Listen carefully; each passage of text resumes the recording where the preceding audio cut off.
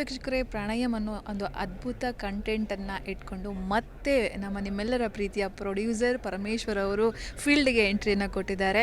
ಇಂಡಸ್ಟ್ರಿಗೆ ಹಲವಾರು ಹಿಟ್ ಸಿನಿಮಾಗಳನ್ನು ಕೊಟ್ಟಿದ್ದಾರೆ. ಪಲ್ಲಕ್ಕಿ ಅಂತ ಬಂದಾಗ ಯಾವತ್ತೂ ಕೂಡ ಆ ಸಿನಿಮಾದ ಹಾಡುಗಳಾಗಿರ್ಬೋದು, ಸ್ಟೋರಿ ಆಗಿರ್ಬೋದು, ಎವರ್ಗ್ರೀನ್ ಮತ್ತೆ ಮತ್ತೆ ಕೇಳೋಣ ಅಂತಲೇ ಅನಿಸುತ್ತೆ. ಪಾರಿಜಾತ, ಕರಿಯಟು, ಹೀಗೆ ಹಲವಾರು ಸಿನಿಮಾಗಳನ್ನು ಇಂಡಸ್ಟ್ರಿಗೆ ಕೊಟ್ಟಂತಹ ಪರಮೇಶ್ವರ್ ಅವರು ನನ್ನ ಜೊತೆ ಇದ್ದಾರೆ. ಅವ್ರನ್ನ ಮಾತನಾಡಿಸ್ತಾ ಹೋಗ್ತೀನಿ. ಸರ್ ನಮಸ್ತೆ, ಹೇಗಿದ್ದೀರಾ? ನಮಸ್ತೆ, ಚೆನ್ನಾಗಿದ್ದೀನಿ ಮೇಡಮ್. ಸರ್, ಈಗ ಮತ್ತೆ ಪ್ರಣಯಮ್ ಅನ್ನೋ ಒಂದು ಕತೆ ಇಟ್ಕೊಂಡು ಬಂದಿದ್ದೀರಾ. ಪಾಪ ಅಕ್ಷರ ನಿಮ್ಗೆ ವರ್ಕೌಟ್ ಆಗುತ್ತಾ ಅಂತ ಹೇಗೆ ಅಂತ ಹೇಳಿ? ಮೇಡಮ್, ಅದೇನೋ ಗೊತ್ತಿಲ್ಲ. ಆ್ಯಕ್ಚುಲಿ ನಾವು ಈ ಫಿಲಿಮ್ಗೆ ಬೇರೆ ಹೆಸರಿಟ್ಟಿದ್ವಿ. ಸೊ ಅದು ವರ್ಕೇ ಆಗಲಿಲ್ಲ. ಕೊನೆಗೆ ಪ್ರಣಯಮ್ ಅಂತ ಬಂತು. ಪ್ರಣಯಮ್ ಅಂದರೆ ಎಲ್ಲರೂ ಸಾಂಸ್ಕ್ರಿಟ್ ವರ್ಡು ಅಥವಾ Telugu word, Tamil word, Malayalam word ಅಂತಾರೆ. ಬಟ್ ಆ್ಯಕ್ಚುಲಿ ಅದು ಸಾಂಸ್ಕ್ರಿಟ್ ವರ್ಡು, ಯಾರದೇ ಅದು ಇದಲ್ಲ. ಬಟ್ ಕನ್ನಡಕ್ಕೆ ನನಗೆ ಅದು ಏನೋ ಗೊತ್ತಿಲ್ಲ, ಅದು ಸೂಟ್ ಆಯಿತು. ಸ್ಕ್ರಿಪ್ಟಿಗೆ ಪರ್ಫೆಕ್ಟ್ ಆ್ಯಪ್ಟ್ ಆಗಿದೆ. ಸೊ ಅದು ಬಂದು ಕುತ್ಕೊಂಡ್ಮೇಲೆ ಅದನ್ನು ಚೇಂಜ್ ಮಾಡೋಕ್ಕೆ ಆಗಲಿಲ್ಲ. ಎಲ್ಲೋದ್ರೂ ಪ್ರಣಯಮ್ ಪ್ರಣಯಮ್ ಪ್ರಣಯಮ್ ಪ್ರಣಯಮ್. ಬಟ್ ಪಲ್ಲಕ್ಕಿ, ಪಾರಿಜಾತ, ಪ್ರಣಯಮ್ ಹೀಗೆಲ್ಲ ಪಾಪ ಅಕ್ಷರ ನಿಮ್ಗೆ ವರ್ಕೌಟ್ ಆಗೋ ಥರ ಇಲ್ಲ. ನಾನು ಆ್ಯಕ್ಚುಲಿ ಜೀವ ಅಂತಲೂ ಮಾಡಿದ್ದೀನಿ, ಕರಿಯಟು ಮಾಡಿದ್ದೀನಿ, ಗಣಪ ಮಾಡಿದ್ದೀನಿ. ಬಟ್ ಈ ಕತೆಗೆ ಇದು ಆ್ಯಪ್ಟ್ ಆಗಿತ್ತು ಇದು. ಯಾಕೆಂದರೆ ಇದು ಒಂಥರ ರೊಮ್ಯಾನ್ಸ್ ಆಗಿ ಫುಲ್ಲು ಇಡೀ ಸಿನಿಮಾ ಆ ಇಬ್ಬರು ಹೊಸ್ದಾಗಿ ಮದುವೆ ಆಗೋಕ್ಕೆ ಒಂದು 10 days ಟೈಮ್ ಇರುತ್ತೆ, ಎಂಗೇಜ್ಮೆಂಟ್ ಆಗಿರುತ್ತೆ. ಆ ಫೀಲಿಂಗ್ಸ್ ಇರುತ್ತೆ ಗೊತ್ತಾ, ಆ ಫೀಲಿಂಗ್ಸ್ನ ಡೀಟೇಲಾಗಿ ತೋರಿಸಿದ್ದೀವಿ. ಸೊ ಅದಕ್ಕೋಸ್ಕರ ಅದು ಏನಂದರೆ ರೊಮ್ಯಾನ್ಸ್ ಅಲ್ವಾ, ಆ ಪ್ರಣಯಮ್ ಅದು ಚೆನ್ನಾಗಿರುತ್ತೆ ಅಂದ್ಬಿಟ್ಟು ನಾನು ಆ ಪ್ರಣಯಮ್ ಅಂತ ಹೆಸರಿಟ್ಟಿದ್ದೀನಿ. ಓಕೆ, ಟ್ರೈಲರ್ ಕೂಡ ತುಂಬ ಅದ್ಭುತವಾಗಿ ಮೂಡ್ ಬಂದಿದೆ ಸರ್. ತುಂಬ ಹತ್ರ ಅಂತಲೂ ಅನಿಸ್ತು. ಎಲ್ಲರ ಜೀವನದಲ್ಲಿರುವಂಥ ಕೆಲವು ವಿಚಾರಗಳನ್ನ ತೋರಿಸುವಂಥ ಪ್ರಯತ್ನ ಮಾಡಿದ್ದೀರಿ ಅಂತ ಅನಿಸುತ್ತೆ. ಜನ ಕೂಡ ಅದ್ಭುತವಾಗಿ ಸ್ವೀಕಾರ ಮಾಡಿದ್ದಾರೆ. ಏನು ಹೇಳ್ತಾರೆ ಮೇಡಮ್? ಇದು ಹೌದು, ಟ್ರೈಲರು ಏನಂದರೆ ನಾನು ಆ ಕಂಟೆಂಟು ಪ್ಲ್ಯಾನ್ ಮಾಡಿದಾಗಲೇ ನಾನು ಇದಕ್ಕೆ ಎಲ್ಲೂ ಕಾಂಪ್ರಮೈಸ್ ಆಗಬಾರ್ದು. ಆಮೇಲೆ ಚಿಕ್ಕಮಂಗ್ಳೂರು, ಮಡಿಕೇರಿ, ನಮ್ಮ ಮಲೆನಾಡು ಎಷ್ಟು ಬ್ಯೂಟಿಫುಲ್ ಆಗಿದೆ ಅನ್ನೋದನ್ನು ನಾನು ಬರೀ ಒಂದು 3 ಊರಲ್ಲಿ ಶೂಟ್ ಮಾಡಿದ್ದೀವಿ. ಎಲ್ಲರೂ ಕೇಳ್ತಾರೆ ಎಲ್ಲಿ ಶೂಟ್ ಮಾಡಿದ್ರಿ, ಎಲ್ಲಿದೆ ಈ ಲೊಕೇಶನ್ ಅಂತ. ಬಟ್ ಆ ಥರ ಅಲ್ಲಿ ನಡೆಯೋವಂಥ ಒಂದು ಕತೆ ಇದು. ಹಾಗಾಗಿ ಅದನ್ನು ಅಲ್ಲಿಟ್ಕೊಂಡು ನೀಟಾಗಿ ಪ್ಲ್ಯಾನ್ ಮಾಡ್ಕೊಂಡು ಬಂದ್ವಿ. ಓಕೆ ಸರ್, ಅದರಲ್ಲಿ ತುಂಬ ಇಂಟ್ರೆಸ್ಟಿಂಗ್ ಅಂತ ಅನಿಸಿದ್ದು, ನೀವು ನೈನಾ ಅವ್ರನ್ನ ಹೀರೋಯಿನ್ ಮಾಡಿದ್ರಿ. ಅದಕ್ಕಿಂತ ಮುನ್ನ ನೀವು ರಚಿತಾರಾಮ್ ಆಗಿರ್ಬೋದು, ಆಶಿಕಾ ರಂಗನಾಥ್ ಆಗಿರ್ಬೋದು, ಹೀಗೆ ಸೋನಲ್ಲು, ಹೀಗೆ ಅವ್ರಿಗೆಲ್ಲರೂ ಕೂಡ ಅಡ್ವಾನ್ಸ್ ಕೊಟ್ಟೆ, ಅವ್ರದ್ದೇನು ರೆಸ್ಪಾನ್ಸ್ ಇಲ್ಲ ಅಂತ ಹೇಳಿದ್ರಿ. ಯಾಕೆ, ಏನಾಯಿತು ಅಂತ ಹೇಳಿ? ಇಲ್ಲ, ಸಾರಿ, ನಾನು ಆ್ಯಕ್ಚುಲಿ ಅವ್ರಿಗೆಲ್ರಿಗೂ ಅಡ್ವಾನ್ಸ್ ಕೊಡಲಿಲ್ಲ. ಸೋನಲ್ ಅಂತ ಒಬ್ಬರು ಹೀರೋಯಿನ್ ಇದ್ದಾರೆ ಕನ್ನಡದಲ್ಲಿ, ಅವ್ರಿಗೆ ಅಡ್ವಾನ್ಸ್ ಮಾಡಿದ್ದೆ. ಅದಾದಮೇಲೆ ಇನ್ನೊಬ್ರು ತೆಲುಗು ಒಬ್ಬರಿಗೆ ಅಡ್ವಾನ್ಸ್ ಮಾಡಿದ್ದೆ. ಫಸ್ಟು ರಚಿತಾರಾಮ್ ಇಟ್ಕೊಂಡೇ ಮಾಡಬೇಕು ಅಂತ ನಮ್ಮ ಪ್ಲ್ಯಾನ್ ಇತ್ತು. ಮೇಡಮ್ಗೆ ಕತೆ ಹೇಳಿದ್ವಿ.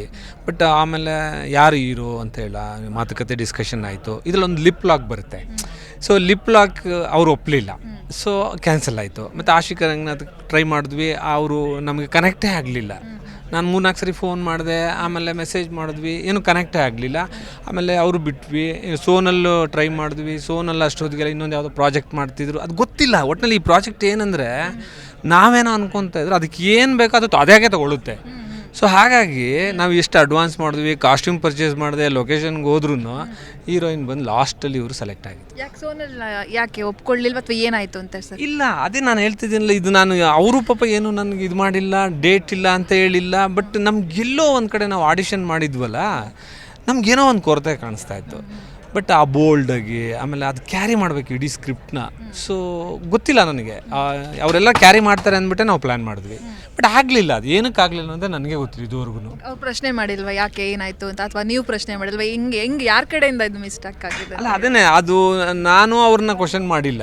ಇವ್ರು ಬಂದ ಮೇಲೆ ಇಡೀ ಸಿನಿಮಾನೇ ಸ್ಟಾರ್ಟ್ ಆಗೋಯ್ತು. ಲಾಕ್ಡೌನ್ ಆಯಿತು, ಕೋವಿಡ್ ಬಂತು, ಏನೇನೋ ಗೊಂದಲಗಳು ಸ್ಟಾರ್ಟ್ ಆಯಿತು. ಸೊ ಆಮೇಲೆ ನಾವು ಪ್ಲ್ಯಾನ್ ಮಾಡಿದ್ವಲ್ಲ, ಇವ್ರು ಕರೆಕ್ಟಾಗಿ ಇಬ್ರು ಆ ಮ್ಯಾಚೇ ಸಖತ್ತಾಗಿ ಆಗ್ತಾಯಿತ್ತು. ಸೊ ಅಲ್ಲಿಗೆ ಬಿಟ್ಬಿಟ್ವಿ ಹುಡ್ಕೋ ಕತೆನ, ಇವ್ರನ್ನ ಕಾಸ್ಟ್ ಮಾಡೋಣ. ಯಾಕೆಂದರೆ ರಾಮ್ ಗೋಪಾಲ್ ವರ್ಮಾ ಫಿಲಿಮಲ್ಲಿ 4-5 ಬ್ಯಾಕ್ ಟು ಬ್ಯಾಕ್ ಫಿಲಿಮ್ ಮಾಡಿದ್ದಾರೆ. ಸೊ ಅವರು ಟ್ಯಾಲೆಂಟ್ ಇಲ್ಲ ಅಂದರೆ ಎಂಟರ್ಟೈನ್ ಮಾಡಲ್ಲ. ಸೊ ನನಗೆ ಅದು ಬೇಕಿತ್ತು. ಸೊ ಇದು ಸ್ಕ್ರಿಪ್ಟು, ಹೀರೋಯಿನ್ನು ಹೆಂಗಿರಬೇಕು ಅಂದರೆ ಇಡೀ ಸಿನಿಮಾನ ಹೆಗಲ ಮೇಲೆ ಹಾಕೊಬೇಕು. ಸೊ ಅದಿತ್ತು ಅದು. ಸೊ ಅವರು ಸಿ ಈಸ್ ವೆರಿ ಟ್ಯಾಲೆಂಟೆಡ್. ಸಿನಿಮಾನೇ ಉಸಿರು ಅಂತ ಅಂದ್ಕೊಂಡಿದ್ದೀರಾ ಸರ್? ಇಂಡಸ್ಟ್ರಿಗೆ ಒಳ್ಳೊಳ್ಳೆ ಸಿನಿಮಾಗಳು ಇನ್ನೂ ಕೊಡಬೇಕು ಅಂತ ಆಸೆ ಇದೆ. ಸೊ ನಿಮ್ಮ ಜರ್ನಿಯೇ ತುಂಬ ರೋಚಕ. ಏನು ಹೇಳ್ತೀರಾ ಸಿನಿಮಾ ಪ್ರಿಯರಿಗೆ ನಿಮ್ಮ ಫೈನಲಿ? ಇಲ್ಲ, ನಾನು ಫಿಲಿಮ್ ಇಂಡಸ್ಟ್ರಿಗೆ ಬಂದಾಗ ಡಿಗ್ರಿ ಮುಗಿಸ್ಕೊಂಡ ತಕ್ಷಣವೇ ಪ್ರೊಡ್ಯೂಸ್ ಮಾಡಿಬಿಟ್ಟೆ ನಾನು. ನನಗೆ ಅದೇನೋ ಹುಚ್ಚು ಒಂಥರ. ನಮಗೆ ಯಾರು ನಮ್ಮ ಫ್ಯಾಮಿಲಿಲಾಗಲಿ ಇನ್ನೊಂದಾಗಲಿ ಯಾರೂ ಇರಲಿಲ್ಲ. ಏನೋ ಗಾಡ್ ಗಿಫ್ಟು, ನಮಗೆ ದಾರಿ ತೋರಿಸಿದ್ರು, ಆ ರೂಟಲ್ಲಿ ಬಂದ್ವಿ. ಬಟ್ ಸಿನಿಮಾ ಏನಂದರೆ ತುಂಬ ಒಳ್ಳೆ ಫೀಲ್ಡು. ಬಟ್ ಎಲ್ಲ ಕ್ರಮಬದ್ಧವಾಗಿ ಹೋಗ್ತಾಯಿಲ್ಲ ನಾವೆಲ್ಲ. ಏನೋ ಒಂದು ಕೊರತೆ ಸಿನಿಮಾದಲ್ಲಿ. ಫೀಲ್ಡಲ್ಲಿ ನೋಡಿ ಸಿನಿಮಾ ಮಾಡಿದ್ದೀವಿ, ರಿಲೀಸ್ ಮಾಡೋಕ್ಕೆ ಪ್ರಾಬ್ಲಮ್ ಆಗ್ತಾಯಿದೆ. ಕನ್ನಡ ಸಿನಿಮಾಗೆ ಒಂದು ಬೇರೆ ಲ್ಯಾಂಗ್ವೇಜ್ಗಿರೋ ಒಂದು ವ್ಯಾಮೋಹ ಇತ್ತೀಚೆಗೆ ಕನ್ನಡ ಸಿನಿಮಾಗಳು ಕಳ್ಕೊತಾ ಇದೆ ಅನಿಸ್ತಿದೆ ನನಗೆ. ಯಾಕೆಂದರೆ ನೋಡಿ, ಇದ್ದಕ್ಕಿದ್ದಂಗೆ ತೆಲುಗು ಫಿಲ್ಮ್ ಬರುತ್ತೆ, ತಾಲೂಕಿಂದ ಹಿಡಿದು ಚಿಕ್ಕ ವಿಲೇಜಲ್ಲೂ ಕೂಡ ಎಲ್ಲ ಕಡೆನೂ ಅದೇ ಸಿನಿಮಾ ಹಾಕ್ಬಿಡ್ತಾರೆ. ನಾವು ರಿಲೀಸ್ ಪ್ಲ್ಯಾನ್ ಮಾಡಿದ್ರೆ ನಮಗೆ ಥಿಯೇಟ್ರ್ ಸಿಗೋಲ್ಲ, ಮಾಲ್ಗಳೆಲ್ಲ ನಮ್ಮ ಕಂಟ್ರೋಲಲ್ಲೇ ಇಲ್ಲ. ಸೊ ಏನಂದರೆ ಒಂಥರ ಗೊಂದಲ, ಇಲ್ಲಿ ಯಾರು ಏನು ಮಾಡಬೇಕು, ಸಿನಿಮಾ ಹೇಗೆ ಮಾಡಬೇಕು, ಸಿನಿಮಾನ ಹೇಗೆ ಹೊರಗಡೆ ತರಬೇಕು, ಇದೇ ಗೊಂದಲ. ಅಂಥದ್ರಲ್ಲಿ ನಾವು ಎಲ್ಲ ಏನಂದರೆ ನಾವು ಎಷ್ಟು ವರ್ಷ ಮಾಡ್ಕೊಂಡು ಬಂದಿದ್ದೀವಲ್ಲ, ಬಿಡೋದು ಬೇಡ ಅಂತ ದೇವ್ರ ಮೇಲೆ ಭಾರ ಹಾಕ್ಬಿಟ್ಟು ನಾನು ಈ ಸಿನಿಮಾ ರಿಲೀಸ್ ಮಾಡ್ತಾಯಿದ್ದೀನಿ. ಸೊ ಇದನ್ನು ನಾನು 1 ಇಯರಿಂದ ವೆಯ್ಟ್ ಮಾಡಿದ್ದೀನಿ, ವ್ಯಾಲೆಂಟೈನ್ಸ್ ಡೇ ಸ್ಪೆಷಲಾಗಿ ರಿಲೀಸ್ ಮಾಡಬೇಕು ಅಂತ. ಅದಕ್ಕೆ 9th ರಿಲೀಸ್ ಮಾಡ್ತಿದ್ದೀನಿ. ಅಲ್ಲಿಂದ 4 ಡೇಸ್ಗೆ ವ್ಯಾಲೆಂಟೈನ್ಸ್ ಡೇ. ಯೂತ್ಸ್ಗಂತೂ ಹಬ್ಬ ಹಂಗಾಮ. Thank you. ಎಸ್ ವೀಕ್ಷಕರೇ, ಇದು ಪರಮೇಶ್ವರ್ ಅವರ ಮಾತುಗಳು. ನೋಡ್ತಾ ಇರಿ ಜಿ ಕನ್ನಡ ನ್ಯೂಸ್, ಸತ್ಯವೇ ಸುದ್ದಿಯ ಜೀವಾಳ. ಪ್ರತಿಕ್ಷಣದ ಸುದ್ದಿಗಾಗಿ Zee Kannada news app download ಮಾಡಿ. Live TV, latest updates, entertainment, lifestyle, technology ಸುದ್ದಿ ನಿಮ್ಮ ಅಂಗೈಯಲ್ಲಿ.